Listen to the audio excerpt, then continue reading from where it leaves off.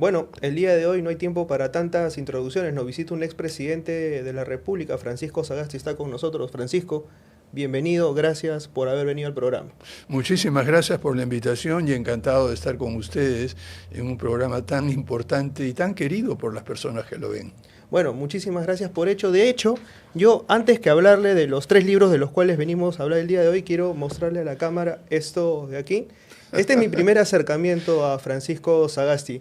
¿Qué piensa usted cuando ve este libro? No, lo primero que siento es una tremenda nostalgia por Enrique Sileri.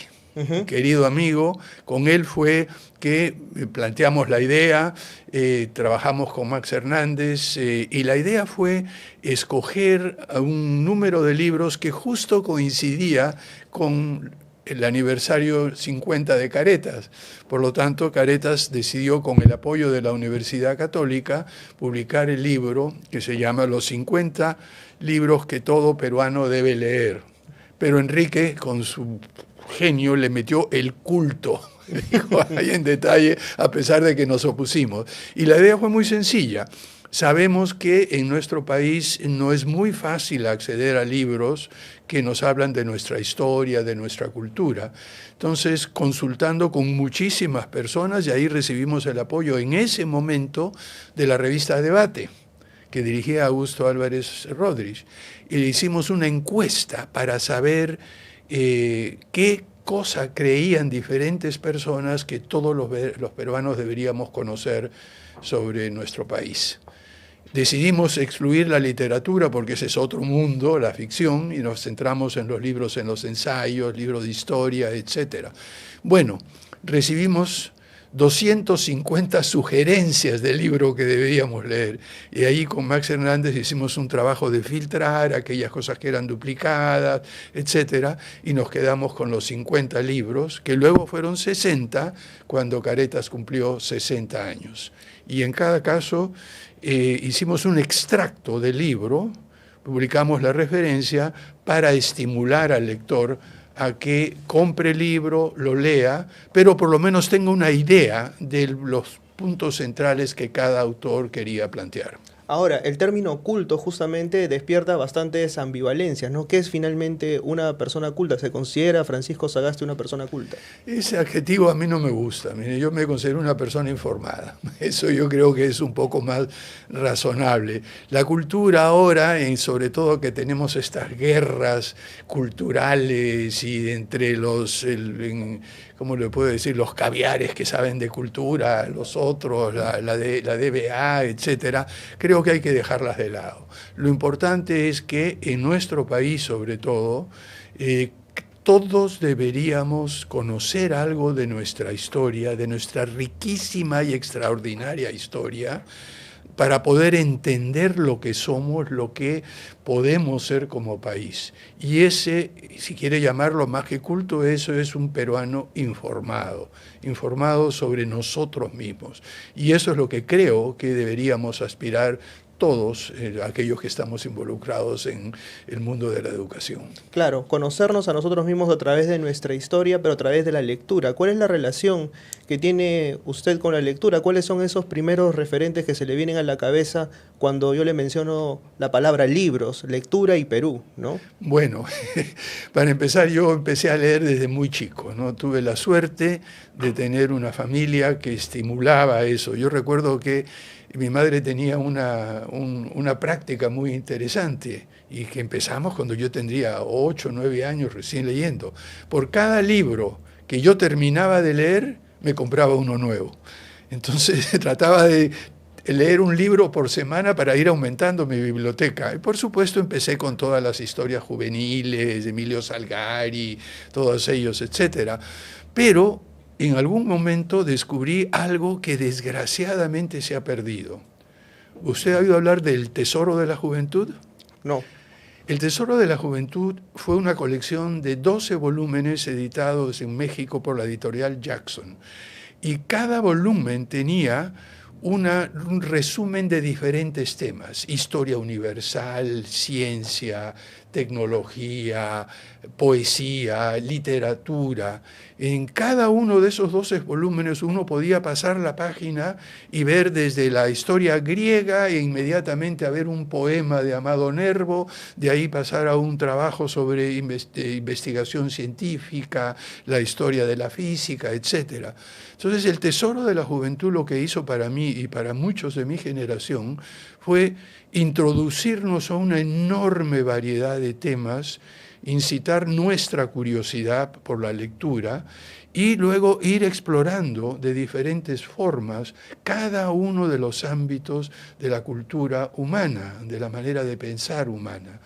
Y eso creo fue lo que me empezó a formar. Luego de ahí, por supuesto, uno pasa a otros libros ya un poco más serios, y luego vino mi educación en ingeniería, que me introdujo a todo el tema de matemáticas, a todo el tema de física, de química, etcétera, que complementó aquellas cosas de carácter literario, de poesía, de ensayos, de novelas que venían de historia, que venían del Tesoro de la Juventud. Ahora, de hecho, los 3 libros de los cuales vamos a hablar el día de hoy tienen justamente esta mixtura, ¿no?, del mundo de la ciencia, de la tecnología, del arte, de la cultura y también de los sistemas. Entonces, vamos a empezar por hablar del primero. Coménteme usted, ¿cuál es la visión que tiene usted a propósito de la ciencia y la tecnología en el país en esta publicación que sale con la Universidad Nacional de Ingeniería, la UNI? Sí. Bien, mire, yo empecé a trabajar el tema de ciencia y tecnología hace muchos años. Una de las primeras cosas que uno aprende cuando está en un programa doctoral es que lo más difícil es conseguir un buen tema de tesis y un buen asesor de tesis. Bueno, desde el primer momento que entré al programa doctoral de la Universidad de Pensilvania en la Escuela de Negocios Wharton, empecé a preocuparme sobre qué iba a ser mi tesis. Y recuerdo que esto fue en 1968, a fines del 68, vengo de visita a Lima y veo en el periódico, se crea el Consejo Nacional de Investigación. Dije, caramba, esto es algo interesante. Por primera vez el Perú va a tener un consejo de investigación, una entidad nacional dedicada a promover la investigación científica y tecnológica. Y con toda la frescura de mis 21 años, fui a ver al presidente del recién creado Consejo Nacional de Investigación, que era Alberto Guise Quemato, el gran geólogo, el que fue el creador del Instituto Geofísico del Perú, un hombre extremadamente generoso, que no solamente me dio todo el apoyo para empezar a trabajar el tema de política científica y tecnológica en el Perú, sino que además me puso en contacto con la Organización de Estados Americanos, que tenía un programa sobre este tema, y daba la casualidad que el director del programa de Ciencias de Gestión en que estaba yo estudiando en la Universidad de Pensilvania, que era Russell Ackoff, había publicado poco antes un artículo sobre el uso de la ciencia de sistemas en la política científica y tecnológica. Y así fue que empecé a introducirme en este campo. Bueno, más de 50 años después tengo una docena de libros sobre el tema, llegué a presidir el Consejo de Ciencia y Tecnología de las Naciones Unidas, de viajar por todo el mundo y realmente entender la importancia que tiene la ciencia y la tecnología. Y en el caso del Perú, le debo decir con toda claridad de que estamos muy mal. En el Perú no se ha invertido más del 0.16% de nuestro PBI en investigación y desarrollo. Cuando estuve en Corea del Sur en 1974-75, el Perú y Corea del Sur tenían el mismo nivel de ingreso por habitante y la misma proporción de inversión en investigación y desarrollo. Estamos alrededor de 0.15. He podido ver a lo largo de los años cómo Corea del Sur, la República de Corea, decidió invertir en ciencia y tecnología. En este momento es uno de los 2 países que más recursos dedica a alrededor del 4.5% del PBI. Y su ingreso por habitante, que era igual al nuestro en 1975-76, es ahora alrededor de unas 8 a 9 veces más que nuestro ingreso por habitante. Ahora, ¿qué pasó en el Perú para que se dejara de invertir justamente en ciencia? Y claro, uno también mira los contextos, ¿no? Corea del Sur, los tigres del Asia, hay un contexto que favorece también al crecimiento. Perú podría eventualmente generar alianzas en materia científica. Chile, por ejemplo, tiene una muy buena referencia en el tema científico. ¿Podríamos tener algún tipo de estrategia en ese sentido? Definitivamente sí, pero mire, no es solo el Perú, es toda América Latina. La verdad es que cuando vemos a toda la región, con la excepción de Brasil, durante un tiempo la excepción de México y la de Chile, pero aún así los montos invertidos son insuficientes para hacer frente a toda la explosión del conocimiento que hemos visto durante los últimos 40, 50 años. Es decir, el otro día estaba tratando de ver estadísticas, cuántos doctorados en geología de frontera tiene el Perú. Si son más de una docena o de 20, creo que es mucho. Y sin embargo, el Perú tiene una de las riquezas geológicas más importantes del mundo. Lo que no le hemos prestado atención a este tema. Yo creo que ni el sector público, ni los políticos, para empezar, pero tampoco los empresarios y los académicos le han dado la importancia que tiene al tema de ciencia y tecnología. Lo que he tratado de hacer en este libro que publica la Universidad Nacional de Ingeniería es reunir una serie de artículos que muestran la evolución del pensamiento a lo largo de 50 años en este tema y ver cómo mis propias ideas han ido cambiando, actualizándose para demostrar de que sí es posible. Mire, y termino con esto sobre este libro, a mí me da un poco de pena que otros países del mundo hayan empleado las ideas, los conceptos, los consejos que he podido desarrollar en mis investigaciones, y aquí en el Perú nadie le hace caso. ¿Y cuáles fueron esos obstáculos para que estas ideas se llevaran a cabo? Yo creo que hay una ignorancia, y yo lo podría llamar hasta ignorancia activa. A la gente no le interesa, no quiere conocer estos temas. Y mire, eso estaría bien en general, ¿no? Porque no todo el mundo puede interesarse en la ciencia, la tecnología, la política científica y tecnológica, pero que los políticos no lo hagan, eso sí es grave.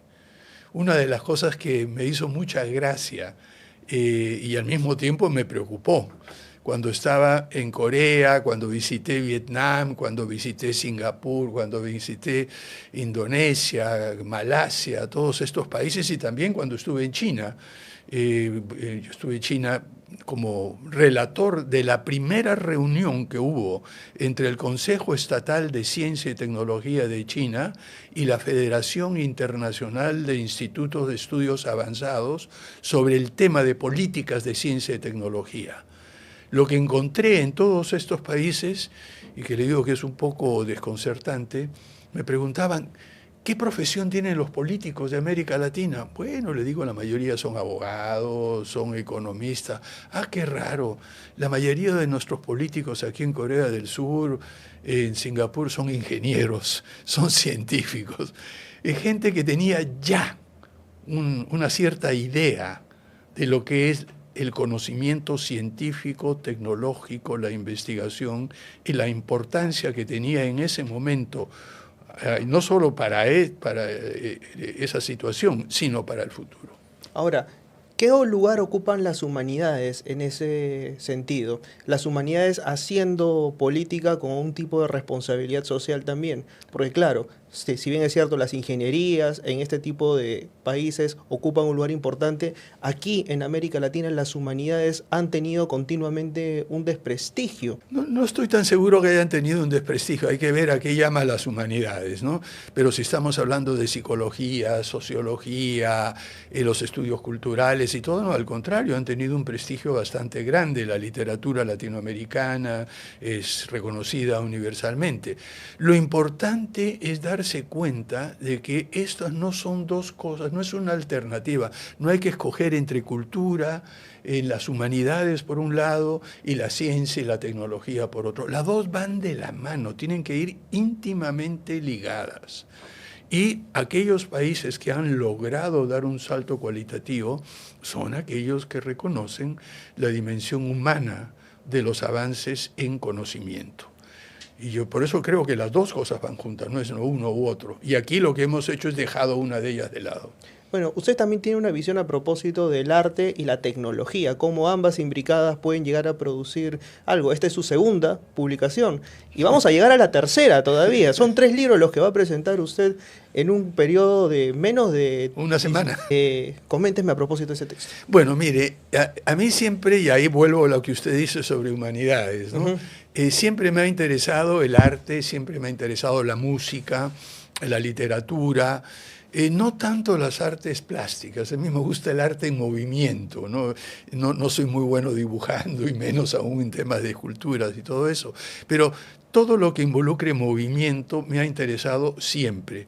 Y tuve la suerte y el privilegio de que mis padres se interesaran también en el tema, y desde muy niño yo iba a ver las funciones de teatro, de ballet. Uno de mis primeros recuerdos de infancia es ir a la Asociación de Artistas Aficionados, a la AAA, con Ricardo Roca Rey. Yo tendría pues 6, 7 años, ¿no? Y ver el teatro para mí era una... Y lo mismo con danza. Tuve la oportunidad, por ejemplo, de ver a José Limón en el Teatro Municipal en nuestro país. Tuve la oportunidad de ver a Betty Misiego, esa gran bailarina peruana que luego emigró a España, a Roger Fenollois, que fue uno de los primeros coreógrafos en el Perú con la Municipalidad de Lima. Entonces me quedó siempre todo ese interés en las artes, en la literatura, en la música y sobre todo en la danza. Y lo que vi en algún momento era la oportunidad, como se dice en el libro, de vincular lo que era una de las ramas más avanzadas de la ciencia, lo que era la programación, las computadoras, con una de las más antiguas y complicadas de codificar, que era la danza. Y la cosa fue muy graciosa porque recuerdo como me interesaba mucho la danza. Me acuerdo un día en la casa de Fausto Valdevellano, mi querido amigo, el ingeniero de minas. Él había trabajado en una compañía en Francia y luego en Inglaterra, y 2 de los funcionarios de esta empresa pasaron por Lima y hubo una cena en su casa. Y entre ellos venía David Kaplan. Y como se muestra en el libro, y sobre todo la extraordinaria introducción que ha hecho José Carlos Mariátegui a ese libro, David Kaplan fue uno de los primeros en usar computadoras para componer música. Diseñó un programa para componer sonatas a la manera de Mozart. Y él tocaba piano, y en la cena me cuenta eso, ¿no? Y cuenta lo interesante que había sido eso. Estamos hablando de 1964, 65. Y yo le hago la pregunta, ¿se ha hecho algo para usar computadoras en coreografía? Y este amigo inglés, que era de lo más fío acá, me mira así de costado y me dice, no, ¿por qué no lo haces tú? Dije, caramba, este señor, cuando lo hago yo, pues sí lo voy a hacer. Y un poco, cuando fui a trabajar en esta compañía, tuve mucha interacción con él, me dio algunas pautas, y cuando llegué a Penn State University se me ocurrió la idea de ver si se podía poner eso en práctica. ¿Y por qué? Mire, esos eran los momentos en que empezaban las computadoras. Penn State University había recibido una de las primeras IBM 360-45, que era la computadora más avanzada de los años 60. Tenía 1 mega de memoria, eso era todo lo que ustedes tienen ahora en el celular. Todos tenemos en nuestro celular en cantidades, era eso. Y no solo eso, sino que ponían la computadora a disposición de los estudiantes para cualquier proyecto que pudieran hacer. Entonces le dije, muy bien, hagamos un programa para componer coreografía. Y ese fue el principio de la historia. Como yo no era tan ducho programando, recluté a un compañero de estudios que era un experto en programación, y entre los dos hicimos el primer programa de computadoras para componer coreografía que se puso en escena con más de un bailarín. Eso, la puesta en escena fue en marzo de 1968. Así que bueno, esas son las locuras que hice, de ahí he seguido el campo y el libro lo que hace es mostrar qué fue lo que hicimos y cómo lo hicimos en ese momento, pero más que eso, me interesó ver qué había pasado en los 50 años después. Y mire, uno de los primeros artículos que publiqué yo decía, de repente va a suceder esto con las computadoras y coreografía. Me quedé corto. Lo que se ha hecho es absolutamente increíble y extraordinario, y en el libro reseño todos los experimentos en diferentes áreas hasta el año 2019. Interesantísimo. De hecho, usted tiene un tema con las planificaciones, y de hecho eso es lo que se aborda en este libro que se llama Decisiones en tiempos turbulentos, medio siglo en ciencia, sistemas, planeamiento, gestión y gobernanza. El planeamiento visto también como una larga cadena de sucesos que se pueden imbricar para eventualmente ver un hecho en el futuro, ¿no? Más que un hecho ser en el futuro, y ahí viene una de las cosas que tuve suerte de tener una enorme cantidad de maestros y mentores que me dedicaron mucho tiempo. Yo francamente no me daba cuenta del tiempo que me dedicaban mis maestros, que luego fueron amigos, mentores y todo eso. Y tuve el privilegio de contar con muchos de ellos que eran los pioneros en las ciencias de sistemas aplicada al planeamiento y la gestión y a la gobernanza. Y también muchos otros que estaban dedicados a los temas de estrategias de desarrollo, planificación del desarrollo. Y me tocó a mí ser como una especie de esponja, de absorber todo eso, integrarlo, darle vuelta, y lo que hace este libro que usted ha mencionado es mostrar cómo se pueden juntar diferentes ideas para poder mejorar la forma en que los seres humanos actuamos, pensando en lo que queremos ser, pensando en lo que queremos hacer en el futuro. De hecho, sí, bueno, va desde Platón, pasando por Adam Smith, el mismo Akov, estamos hablando de Humery también. Entonces, hay toda una serie de autores a los cuales usted referencia. Uno de ellos es Adam Smith, y menciona que la división genera productividad. ¿Qué conviene dividir y qué convendría aumentar, en ese caso, en un país como en el Perú? No, mire, yo creo que esto, recordemos, Adam Smith habló de la división del trabajo, que era importante especializarse en una sola tarea, y un trabajador debería hacer solo una cosa, otro solo otra cosa, y luego irlas juntando. Esto funcionó muy bien, y no solamente Adam Smith, pero sobre todo Frederick Taylor, Winslow Taylor, a fines del siglo XIX, fue el que sistematizó todo esto de una manera muy, muy clara, y lo llevó incluso hasta el Senado norteamericano, ¿no? Donde se adoptó una serie de políticas y luego lo vimos poner en práctica por el Fordismo, por Henry Ford, en la producción en serie de elementos. Sin embargo, ya a partir de los años 20 del siglo pasado, 30, nos dimos cuenta, o se dieron cuenta, personas como Henry Fayol, personas, en fin, muchos de los que hicieron los estudios sobre el comportamiento en las fábricas, de que esta división del trabajo en sí era insuficiente, de que no generaba satisfacción, que no generaba bienestar en los trabajadores, y que era importante añadir otra dimensión, y ahí vienen las humanidades, otra dimensión del comportamiento humano para integrarlo. Y uno veía que no bastaba solamente dividir el trabajo, sino que bastaba explicarle a los trabajadores en qué consistía todo el sistema de producción, en fin, en escucharlos, en conversar con ellos, en generar condiciones ya no mecánicas de trabajo, sino de manera de poder hacer que se sientan bien. Unos experimentos famosos de Elton Mayo en una de las fábricas más grandes en los Estados Unidos de aparatos eléctricos en los años 20 y 30, demostró con toda claridad que el pensar en el bienestar de los trabajadores y no solo en la eficiencia permitía productividad muchísimo mayor que simplemente la aplicación de reglas mecánicas.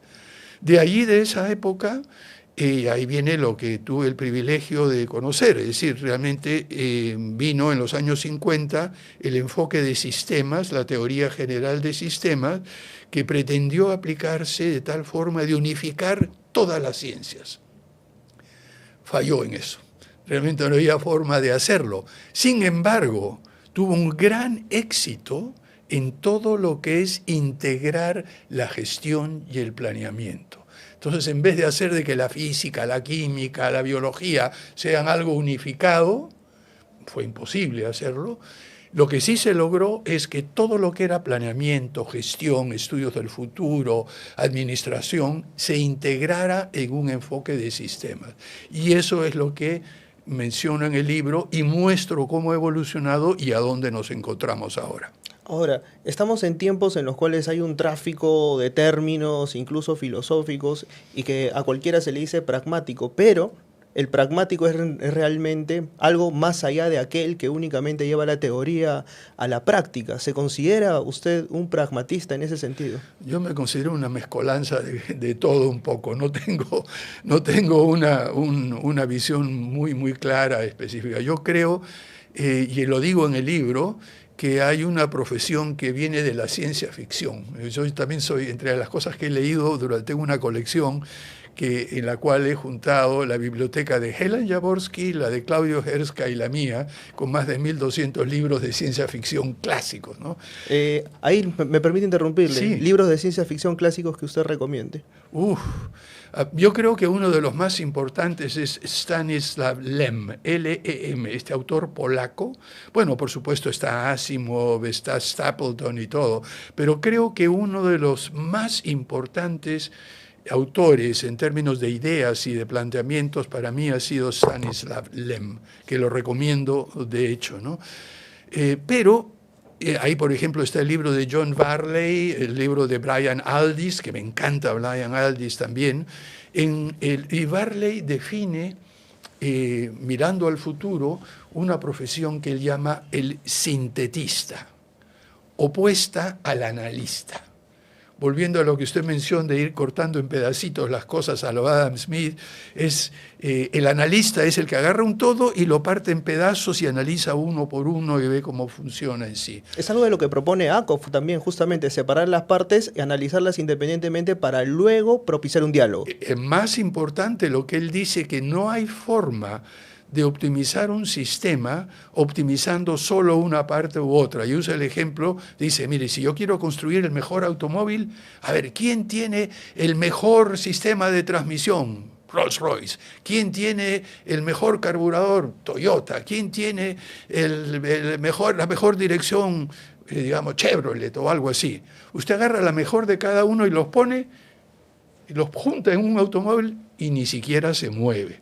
¿Por qué? Porque no hay una concesión. Optimizar cada una de las partes no significa optimizar el funcionamiento del sistema. Entonces, hay algo más que la suma. Eso es lo que decía John Barley al definir un sintetista, es que él hacía que la suma, que el todo sea más que la suma de las partes. Y en eso consiste el enfoque de sistemas. Cómo mirar en conjunto puede ser una organización humana o un sistema mecánico, y cómo organizarlo de tal forma que el todo sea más que la suma de las partes. ¿Puede el Perú eventualmente llegar a ser ese todo? Definitivamente. Pero acá nos hemos preocupado más de las partes, pareciéramos que nos hemos quedado atascados en Adam Smith. No, aquí cada uno quiere, no, fulanito tal, que no me mezclo contigo. Y acá en el Perú tenemos una dinámica de desprecio y de resentimiento, no entre dos grandes grupos, sino entre una gradación muy complicada, que uno se siente un poquito mejor que el otro, pero se siente despreciado por acá. Tenemos que romper esa dinámica y darnos cuenta que como sistema, como país, el tener esta extraordinaria diversidad de diversidades que tenemos, no solo cultural, no solo étnica, sino diversidad de recursos. No hay ningún otro país del mundo, y acá cito a Arguedas, con la diversidad que tiene nuestro país. Es increíble. Diversidad biológica, diversidad de ecosistemas, diversidad de fuentes de energía, diversidad de suelos, diversidad de fuentes de agua, diversidad de bosques, diversidad de pesquerías, diversidad de minerales. Ahora, este es un problema histórico que tiene el Perú, ¿no? Bueno, cada 28 de julio recordamos la independencia y evocamos a una serie de héroes, pero también evocamos problemas históricos que tiene el Perú. ¿Cómo abrazar esa diversidad y hacer que dialoguen las partes? En algún momento hablabas de Emery, ¿no? Justamente Emery decía que para que un sistema funcione nos tenemos que basar en la confianza y en la credibilidad de las personas para que este sistema pueda fluir. Ahora, yo digo, ¿qué tanta credibilidad tenemos en principio a propósito de un Estado que ha ido perdiendo paulatinamente la credibilidad en torno a sus instituciones y que los peruanos no confían justamente en esas instituciones, ¿no? No, empecemos, yo creo que el tema de confianza es clave, ¿no? Y el libro que estoy escribiendo ahora termino con un capítulo precisamente sobre confianza. Porque es lo único que permite que una sociedad pueda funcionar de manera más o menos armónica, ¿no?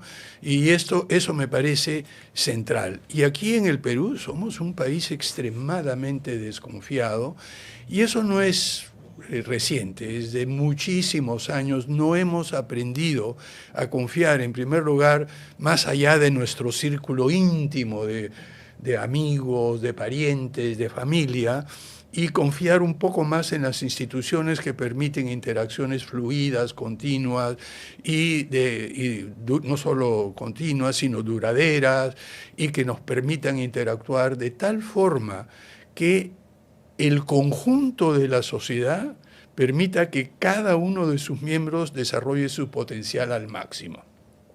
Esa es una deuda pendiente. ¿Por qué? Una de las conclusiones que he llegado, que me parece clave, tiene que ver con la confianza en uno mismo. Usted no puede confiar en otra persona si primero no confía en usted mismo. Y en el Perú realmente tenemos gente muy insegura, que no saben lo que son, que no se sienten contentos consigo mismos. Si no me siento contento conmigo mismo, si no me siento seguro de mí mismo, ¿cómo voy a sentirme seguro con otra persona? Entonces, ahí hay un problema de fondo que los psicoanalistas, como mi querido amigo Max Hernández, y los grandes psicólogos como Winnicott y otros más psicoanalistas, lo sitúan desde la infancia. Entonces, realmente tenemos aquí un problema de cuidado de la infancia que permita que un niño, un infante, se desarrolle en esa dinámica tan compleja de, por un lado, confiar en la madre, confiar en el padre, sobre todo en la madre, pero al mismo tiempo separarse de ella y desarrollar su propia individualidad. Y en esta dinámica tan compleja de afirmarse, que requiere una cierta oposición a la madre, pero al mismo tiempo confiar en ella, es donde se va desarrollando la confianza en sí mismo. Entonces yo creo que uno de los temas centrales para poder crear confianza en nuestro país es empezar desde la infancia. Y mire, usted preguntaba por qué hay problemas. Cuando tenemos en los niveles socioeconómicos más bajos, lo que los encuestadores llaman el nivel C y D, un 33% de hogares monoparentales, es decir, con un solo, dirigidos por mujeres. ¿Qué quiere decir esto? Y la mayoría de ellas tienen 2, 3 hijos. ¿Qué quiere decir? La madre es la que tiene que ganar el sustento, porque los padres son a veces irresponsables y ya está sola la madre. Tiene que cuidar de los niños, tiene que salir de la casa, en fin, ¿cómo vamos a poder crear un ambiente en el cual un niño peruano promedio pueda sentirse seguro de su relación con su madre, estar al lado de ella, confiar en ella? El resultado, mire, lo vemos, no voy a decir en quiénes, pero cuando vemos la falta de confianza de muchas de las personas que están en posiciones prominentes y de poder en nuestro país, uno se pregunta qué pasó en su infancia, ¿no? En este momento. Pero Empecemos por ese tema. Yo creo que el Perú necesita, al mismo tiempo, necesita al otro extremo de todo el proceso educativo, y acá me refiero a niveles de doctorados, el crear confianza en el sistema. ¿Cómo es posible de que tengamos altas autoridades públicas que no muestran su tesis de doctoral porque no quieren que sea materia de escarnio?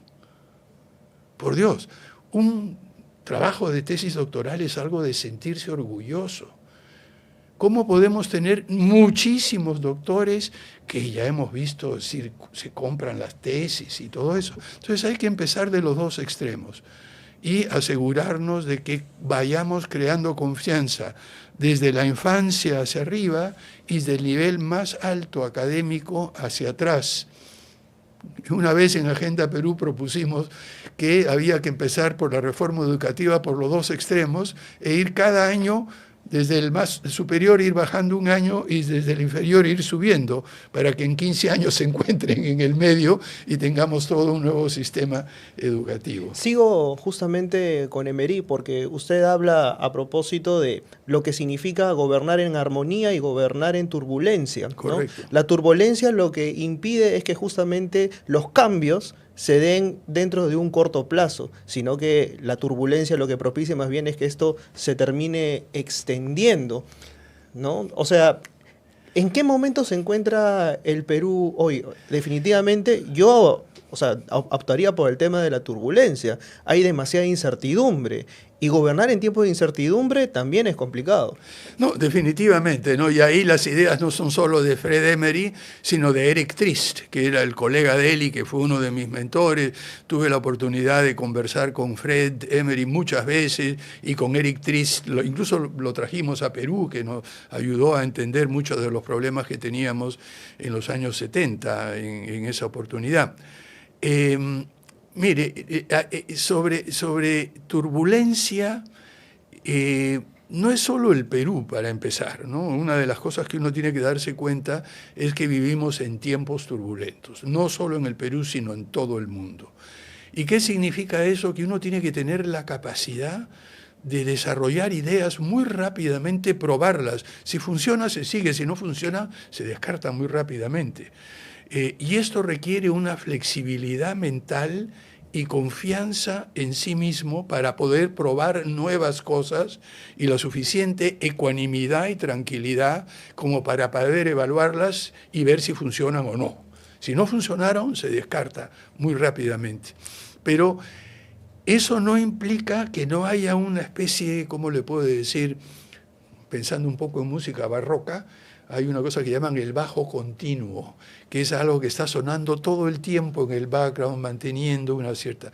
Lo que quiero decir es que además de esa turbulencia, cambio, tiene que haber una serenidad, una tranquilidad interior que se tiene que transmitir al resto de personas que lo rodean a uno, ya sea en una empresa, ya sea en una sociedad civil, ya sea en el gobierno, para poder enfrentar esta turbulencia con tranquilidad, ecuanimidad y la posibilidad de ver de explorar cosas nuevas, ver qué funciona y, como le decía, si no funciona, reconocer errores muy rápidamente, ¿no?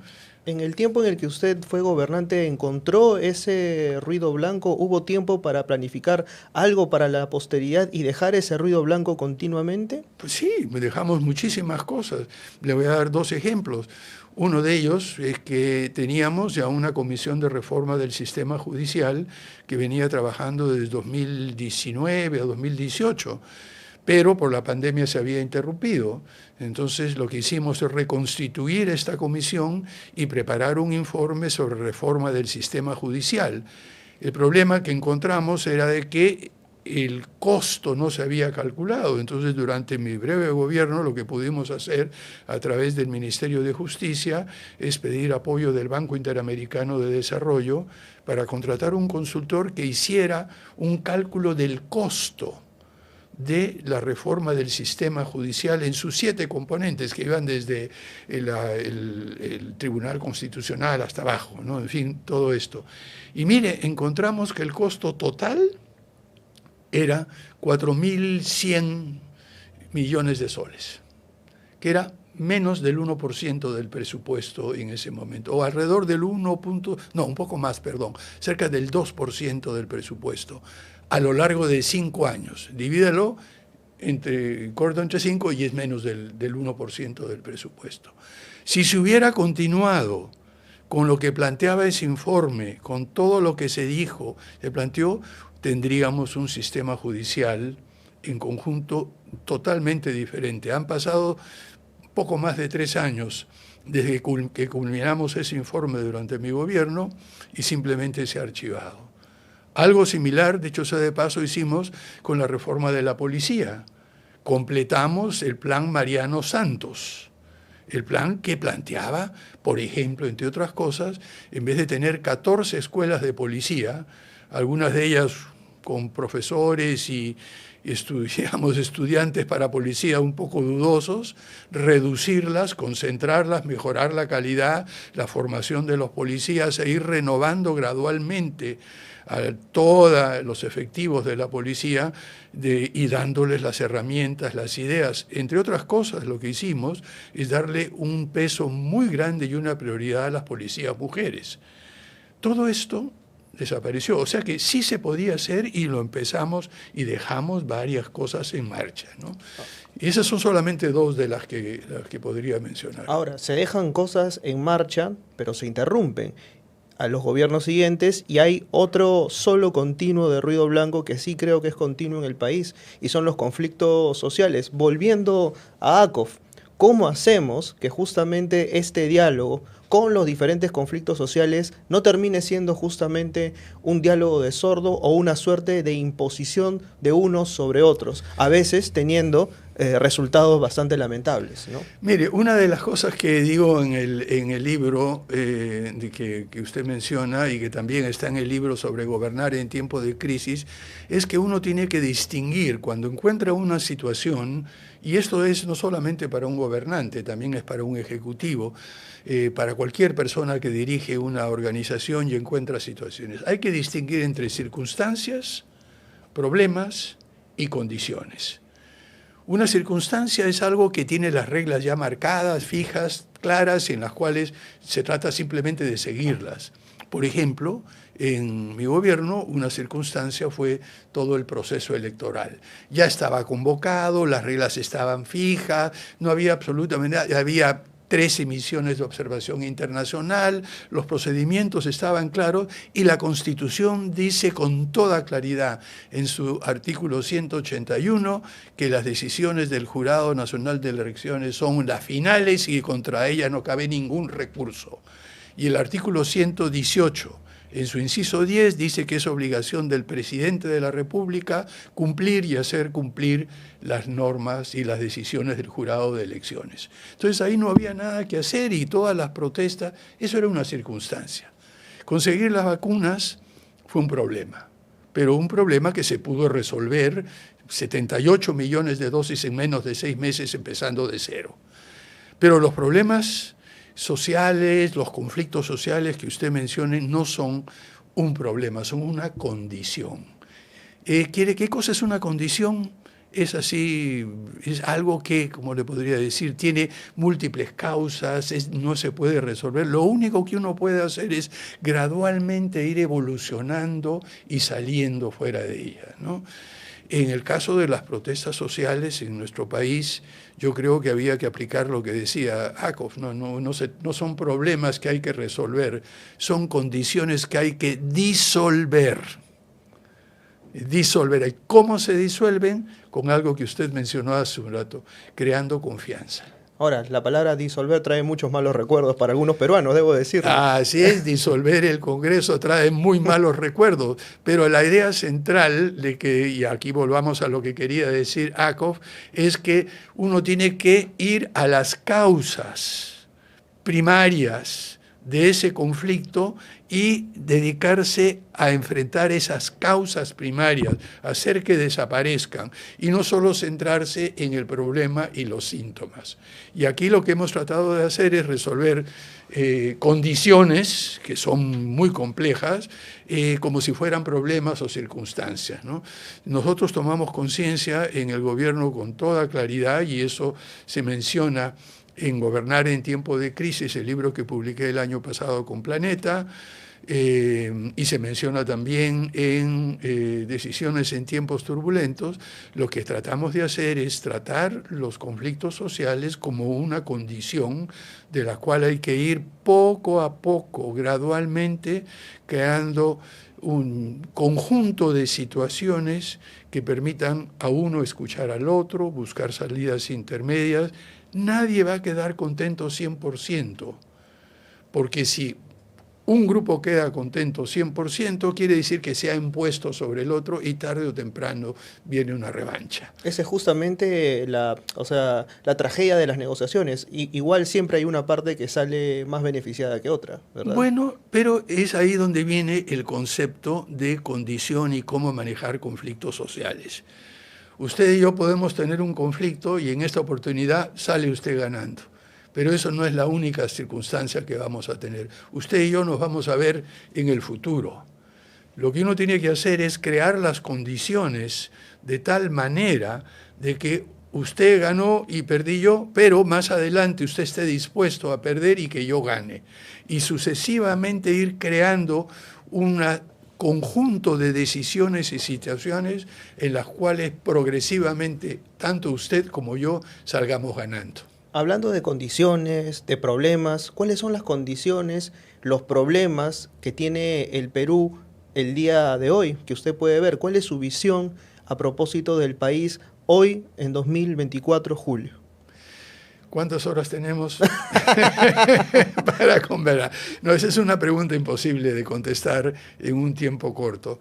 Lo que yo diría en términos generales, y eso es algo que está en los libros abordado de diferentes maneras, tenemos un problema de gobernanza. No tenemos gobernantes, desgraciadamente, muchos de ellos en el sector público, tampoco tenemos muchos de ellos en el sector privado y la sociedad civil, que tengan una visión de futuro capaz de ser compartida con otros. Y eso es un problema. Yo creo que la tarea central que tenemos por delante ahora, y mire, no voy a ser yo, va a ser su generación, va a ser los jóvenes como usted. Ya los que estamos, yo estoy a punto de cumplir 80 años, ya estamos en otra etapa de nuestra vida, y lo que podemos hacer es lo que he tratado de hacer en estos libros, y gracias a usted poder comunicarlo a todas las personas que ven su programa, a través de libros, de enseñanzas, de presentaciones, de conferencias, transmitir lo aprendido, de tal manera de que las siguientes generaciones no cometan los mismos errores que cometió la mía, sean originales, cometan sus propios errores, no repitan los nuestros. Esa es la idea que creo que es importante para mejorar la calidad de la gobernanza en este momento en nuestro país. Hablaba de presentaciones y de libros. La presentación de este libro, ¿cuándo se da? Y de la de los otros dos también. Bueno, el primero en presentarse va a ser el libro sobre decisiones en tiempos turbulentos, en la Feria del Libro, a las 6 de la tarde, el día jueves, el jueves 24 creo que es, o 25, perdón. Al día siguiente se presenta el libro sobre políticas de ciencia y tecnología a las 8 de la noche, y luego el último libro sobre arte y tecnología se presenta el día 30 a las 5 de la tarde, todos ellos en el auditorio César Vallejo. O sea que espero ver a sus oyentes, las personas que siguen su excelente programa sobre libros, que es es algo excepcional en un país tan poco lector como el nuestro. Entonces, en esa lucha estamos, y espero que no estén más bien los otros, ¿no? Los haters. A propósito, que eso sé que también vamos a tener bastantes y van a estar viendo este video. Con nosotros será hasta un siguiente programa, la misma hora, por el mismo canal. Gracias, Francisco, por haber venido. Muchas gracias a usted y muchas gracias por invitarme a su programa. Hasta la próxima semana, pese a muchos con el mismo conductor.